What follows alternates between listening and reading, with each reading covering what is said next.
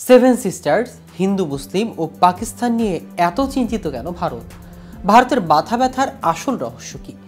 ভারতের উত্তর পূর্বাঞ্চলের 7টি অঙ্গরাজ্য হল আসাম, নাগাল্যান্ড, মণিপুর, মেঘালয়, অরুণাচল প্রদেশ, ত্রিপুরা ও মিজোরাম।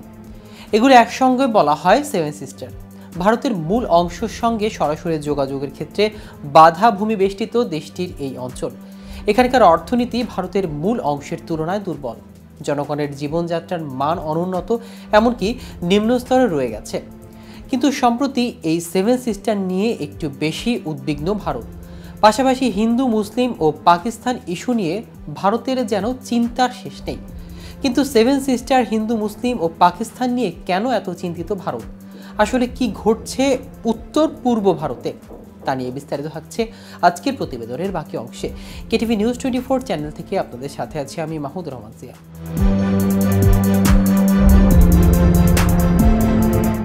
সম্প্রতি ঘটে যাওয়া গণ অভ্যুত্থানের পরবর্তী বাংলাদেশে ভারত বিরোধী একটা অবস্থান এবং এর প্রকাশ দেখা গেছে। ভারতের সেভেন সিস্টারকে টার্গেট করে বক্তব্য, হুঁশিয়ারি, সোশ্যাল মিডিয়া প্রচার হওয়া, উদ্বেগ ও উত্তেজনা তৈরি হয়েছে ভারতে। এদিকে ভারতীয় গণমাধ্যমে এবং সামাজিক যোগাযোগ মাধ্যমে সংখ্যালঘু এবং হিন্দুদের উপর হামলা এবং অত্যাচারের নানা রকম তথ্য, অপতথ্য ও গুজব ব্যাপকভাবে প্রচার হতে দেখা গেছে। এছাড়া ত্রিপুরা আগরতলা বাংলাদেশের সহকারী হাই কমিশন কার্যালয়ে হামলার পর ব্যাপক ক্ষোভ সৃষ্টি হয়েছে। ঢাকার বিভিন্ন রাজনৈতিক দল ও সংগঠন আলাদা আলাদা কর্মসূচি দিয়েছে, প্রতিবাদ বিক্ষোভ করেছে। এছাড়া বাংলাদেশের সঙ্গে পাকিস্তানের সম্পর্কের গতি প্রকৃতি ভারতের দৃষ্টি আকর্ষণ করছে, কারণ বর্তমান সরকারের সময় পাকিস্তান থেকে সরাসরি পণ্যবাহী জাহাজ বাংলাদেশে এসেছে। কিন্তু ভারতের উদ্বেগ মূলত কোথায়? ভারতের ওপি জিন্দাল গ্লোবাল ইউনিভার্সিটিতে আন্তর্জাতিক সম্পর্কের অধ্যাপক শ্রী রাধা দত্ত বাংলাদেশকে নিয়ে গবেষণা করছেন বহু বছর ধরে।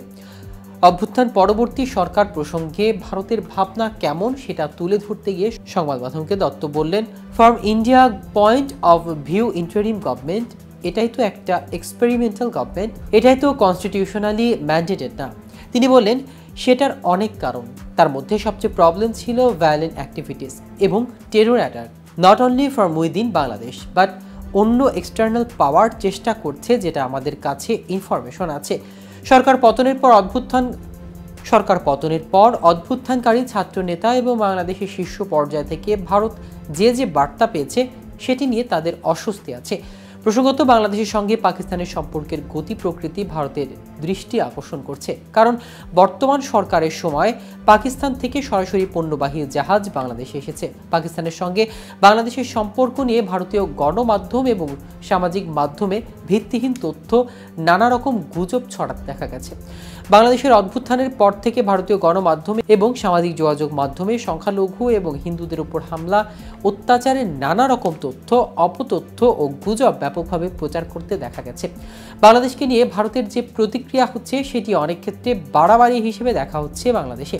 ভারতের জনগণ, সরকার যেভাবে বাংলাদেশকে দেখছে সেটির সঙ্গে বাস্তবতার মিল নেই বলেও বাংলাদেশ দাবি করছে। দর্শক, আজ এ পর্যন্তই। সারা দেশে নিত্য নতুন সকল আপডেট পেতে কেটিভি নিউজ 24 এর সাথে থাকুন। ধন্যবাদ সবাইকে।